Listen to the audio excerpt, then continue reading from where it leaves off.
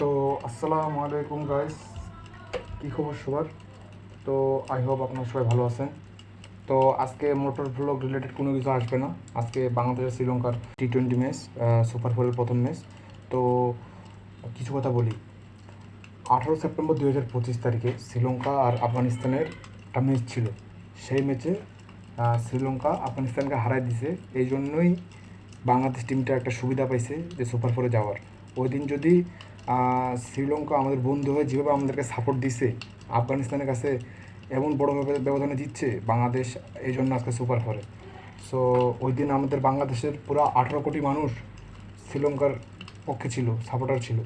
এই যে 18 সেপ্টেম্বর যে ম্যাচটা হয়েছে শ্রীলঙ্কার আফগানিস্তান, ওই দিন বাংলাদেশের 18 কোটি মানুষ ওই দিন শ্রীলঙ্কার সাপোর্টে ছিল।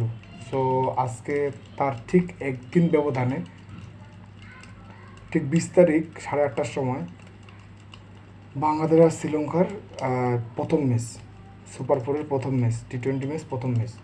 তো আজকে সুপার ফোরের প্রথম ম্যাচ, T20 ম্যাচ, প্রথম ম্যাচ। তো আজকে ওই দিনের আমরা যে শ্রীলঙ্কা আমাদের বন্ধু হয়েছিল, আজকে আবার বন্ধু হয়ে গেছে শত্রু। সো খেলার মধ্যে বন্ধু শত্রু হয়ে গেছে। তো আজকে ঠিক ঠিক রাত 8:30টার সময়, 20 তারিখ ঠিক 8:30টার সময়, এই যে এদিক শ্রীলঙ্কা আর এই যে এইদিক বাংলাদেশ, সুপার ফোরের প্রথম ম্যাচ 8:30টার সময়। আজকে বন্ধু হবে শত্রু, আজকে বন্ধু হবে শত্রু। সো আজকে কোনো ছাড় নাই,